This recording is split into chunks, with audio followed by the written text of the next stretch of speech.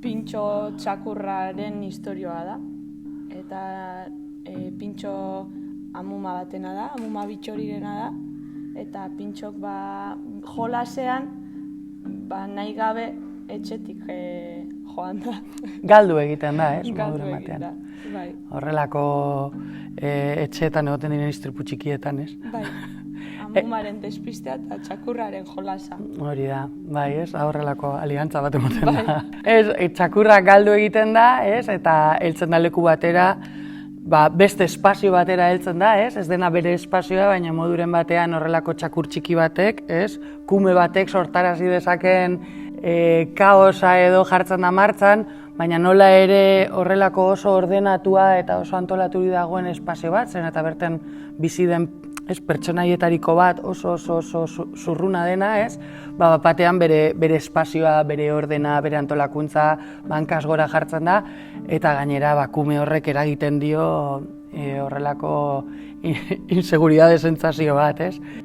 Emozionalagoa da sozialagoa baino, ez? Kontatzen duen historio hori, esango nuke berez emozionalagoa dela.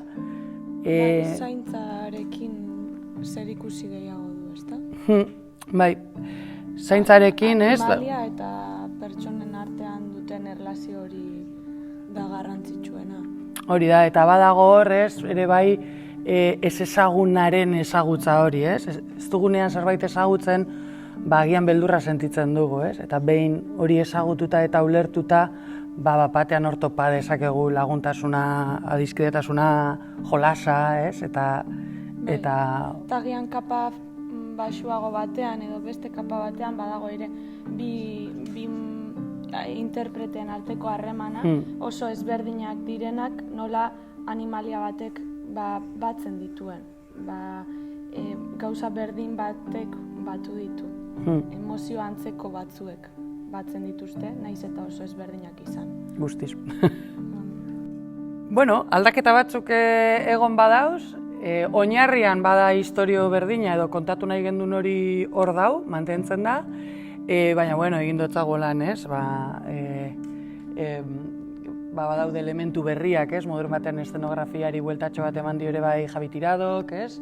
Iñakik egindakoa eta bien artean berregindakoa, badago ere betitze zaituak egin dozkun bestuarioa, ez? Garai hartan etzuen gurekin lan egiten, baina orain ja bai azken lanetan gurekin egon da.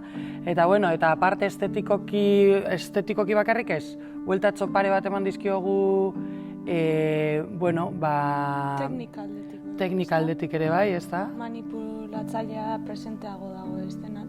Hori da, bai. Interpreta aparte manipulazioak bi papela jokatzen ditu orain. Lehen zutiagoa zen hori, ez? Hori da. Horrekin ere, gehiago jolastu dugu, ez? Eta aparte beti bezala, Valentina Raposok gure kideak hartu du panpina, erabili dugu, ez? Sistema berdina, baina beti bera artista hutsa da eta hobetu egiten ditu sistemak. Eta Pintxo hau estetikoki, ez? Eta mugimenduan ere esango nuke, ez? Bai. Eta bera gaur egun tailerrean dagoenez, hurrengo ikuskizunarekin lanean, niri tokatu zait bere papel hau hartzea eszenan.